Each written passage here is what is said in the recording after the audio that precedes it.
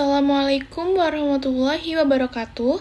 Kami dari kelompok 2 ingin menjelaskan materi tentang fungsi linier, yaitu fungsi permintaan dan keseimbangan pasar. Saya Nisha Noveliana dengan NIM 64251751. Nama saya Luna Andin Maharani dengan NIM 64251756. Latar belakang, matematika dan ekonomi memiliki hubungan yang sangat erat. Dalam ekonomi modern, analisis tidak hanya menggunakan teori, tetapi juga menggunakan pendekatan matematis agar hasilnya lebih akurat. Salah satu alat yang paling dasar adalah fungsi linier, yang digunakan untuk menganalisis permintaan, penawaran, dan keseimbangan pasar. Fungsi linier.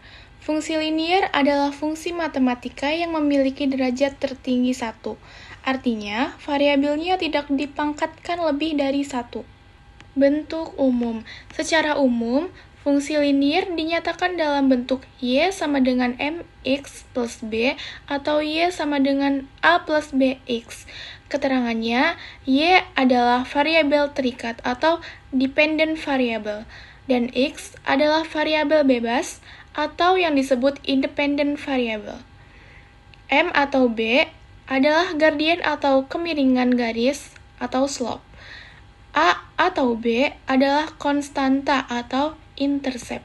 Ciri fungsi linier. Yang pertama, gradien positif, hubungan searah, dan yang kedua, gradien negatif, hubungan berlawanan. Yang ketiga, mudah dianalisis secara grafik. Selanjutnya ada penerapan dalam ekonomi.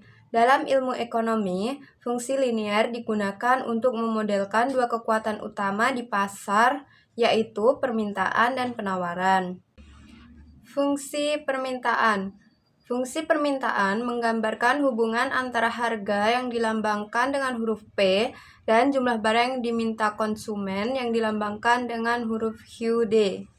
Secara matematis ditulis sebagai QD sama dengan A dikurangi BP, di mana QD adalah jumlah barang yang diminta oleh konsumen atau quantity demanded, P adalah harga barang atau price, A adalah konstanta atau intercept, B adalah koefisien perubahan permintaan.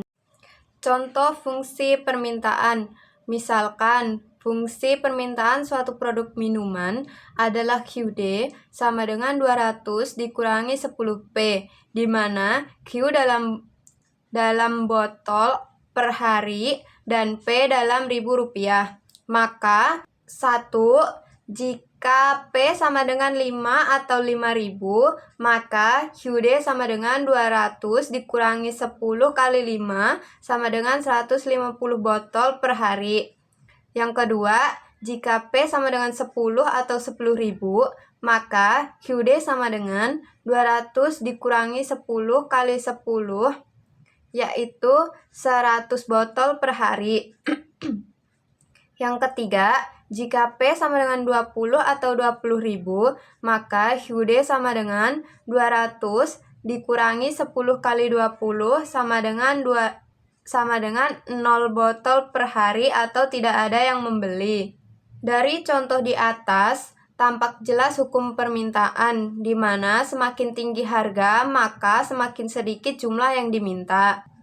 Selanjutnya ada keseimbangan pasar. Keseimbangan pasar atau market equilibrium terjadi ketika jumlah yang diminta sama dengan jumlah yang ditawarkan, yaitu saat QD sama dengan QS.